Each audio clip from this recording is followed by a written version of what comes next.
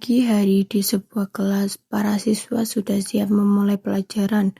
Namun hari itu suasana belajar terasa berbeda. Lagi-lagi seorang guru datang mengajar dengan penampilan yang tampak terlalu santai. Rambut dikerli dan anting besar yang mencolok. Penampilan yang tidak sesuai itu membuat perhatian beberapa siswa mulai terpecah. Tak hanya itu, cara mengajarnya pun terlihat kurang serius, sehingga suasana belajar semakin sulit untuk fokus.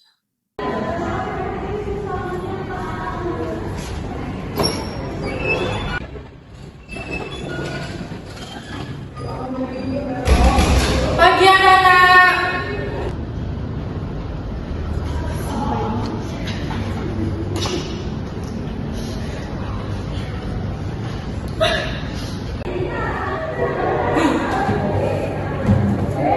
Oke guys, kita mulai ya. Aduh, kelasnya mau panas sih. Kalian kenapa berisik? Bisa diem nggak? Hari ini kita lanjut materi yang kemarin ya. Yang kemarin nggak nyatet, ya udah kamu sendiri ya. Seiring pembelajaran berlangsung, fokus siswa semakin menurun. Di tengah pembelajaran itu, seorang siswa yang dikenal sopan dan kritis, yaitu Grisha, akhirnya memberanikan diri untuk menyampaikan pendapatnya dengan baik.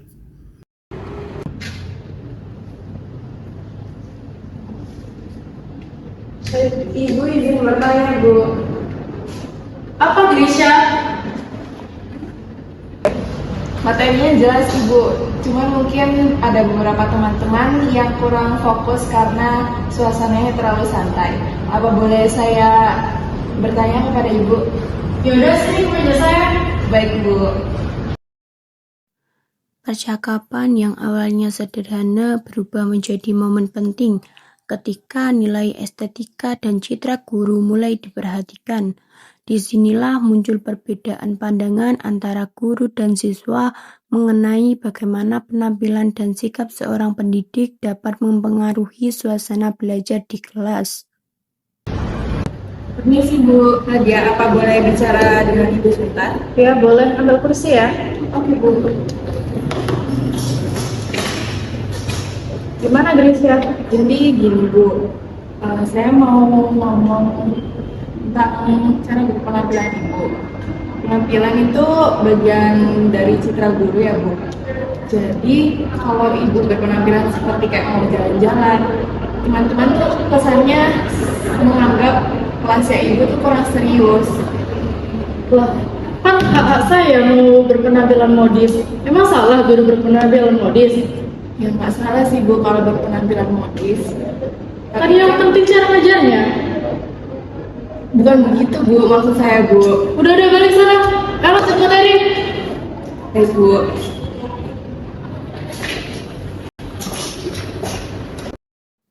Pada waktu istirahat, Grisha merasa perlu memastikan bahwa ucapannya tadi tidak menyinggung perasaan Bu Radia.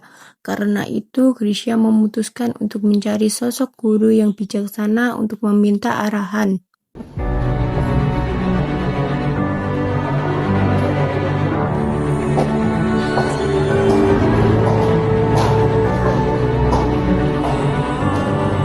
Permisi Bu Ani, apa saya bisa berbicara sebentar dengan Ibu?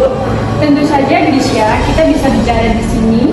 Jadi begini Bu, tadi saya memberi masukan kepada Ibu Radia tentang cara berkomunikasi beliau dan cara berpakaian beliau. Akan tetapi sepertinya Ibu Radia itu tersinggung Bu.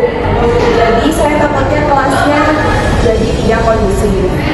Terima kasih Grisha sudah menyampaikan pendapat kamu. Nanti saya coba bicarakan dengan baik-baik kepada Ibu Radia ya. Baik Ibu Ani, terima kasih. Kami dulu ya Bu. Ya.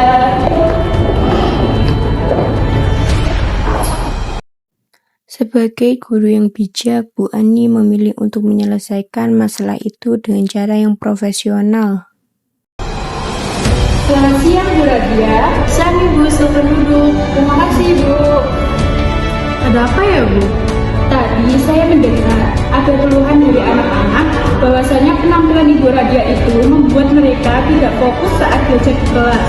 Ah, itu anak-anak aja Bu yang lebay. Saya tahu Ibu Rabia merasa tidak nyaman. Namun, ada beberapa masukan dari anak-anak yang perlu kita bahas agar menjadi bagian dari profesionalitas kita sebagai seorang guru, Bu.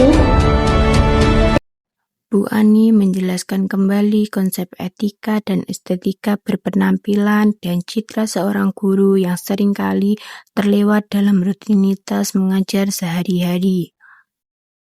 Sebagai seorang guru, kita bukan hanya mengajar materi saja Ibu, tetapi kita juga mengajar lewat penampilan dan sikap kita sebagai seorang guru.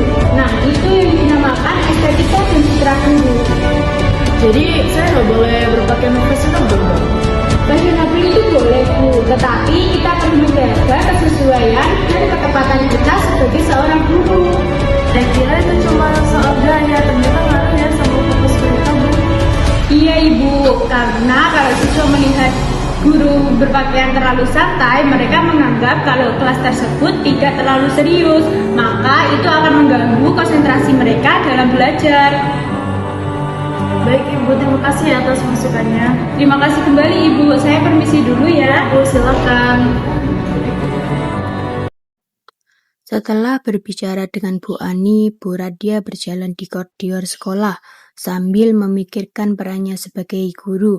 Ia mulai sadar bahwa cara berpakaian dan berbicara juga memberi pengaruh besar pada siswanya.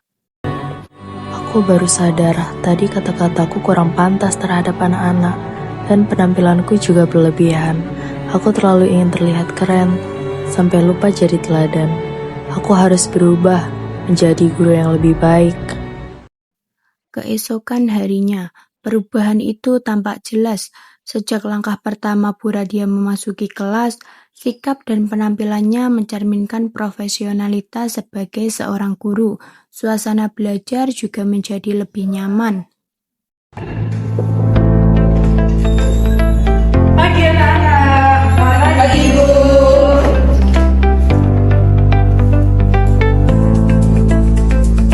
Baik anak-anak, kita lanjutkan ke materi yang kemarin ya. Baik Ibu. Baik Ibu, terima kasih Ibu karena sudah membuat kelas lebih nyaman dan telah mendengarkan masukan dari teman-teman.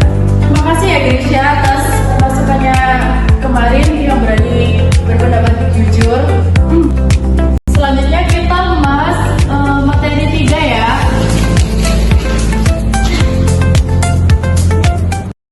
Sekarang aku lebih tenang dan bahagia. Aku sadar sebagai guru aku harus jadi teladan dalam etika profesi, penampilan, dan cara berkomunikasi. Aku belajar memilih kata yang sopan, menghargai siswa, dan berbicara dengan bijak. Ternyata perubahan itu membuat kelas lebih nyaman dan aku pun lebih dihormati.